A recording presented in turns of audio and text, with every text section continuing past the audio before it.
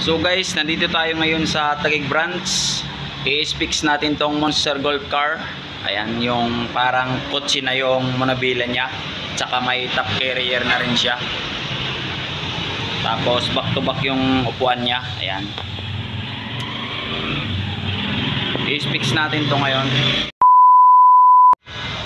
So uunahin natin ang kanyang controller at saka ang kanyang motor. Bali ang motor pala nito ay 1,200 watts. Tapos yung kanyang controller 1,200 watts din. Ayan, napakaganda ng e-bike na to. Bali 6 to 8 seaters to. Pero kasya naman yung tatluhan kung hindi naman gaano kalalaki. Ayan. Tapos ang kanyang battery ay 60 volts 45 ampere. Ayan. Bali dito nakalagay yung battery niya. Ayan.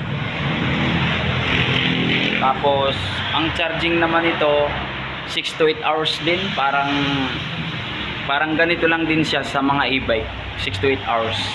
Ayan. Tapos ang kanyang tinatakbo pag full charge 60 to 80 kilometers pag full charge siya. Tapos ang kanyang top speed naman ay 35 to 45. Yan yung kanyang top speed. Tapos ang size ng gulong ay ayan, 100-90 by 10. Bali Nakayama to, Nakayama e-bike. Tapos ang kanyang kaya naman, ang kanyang load capacity ay 700 kilos. Malaki na kasi ito siya, malaki. Ayan. Ayan yung sa unahan niya. Ayan.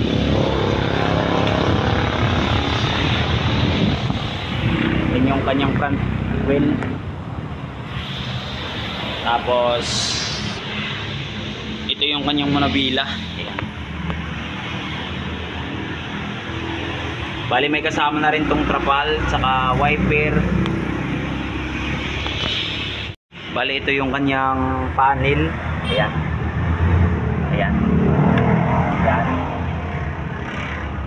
Tapos ito yung neutral, drive, reverse. Ayan.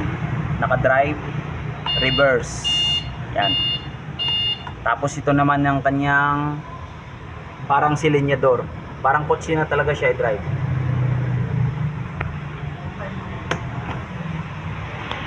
So hanggang dito na lang tayo magtatapos. Ay may pahabol pa pala ako. Bali compartment pala to. Yan, kabilaan compartment.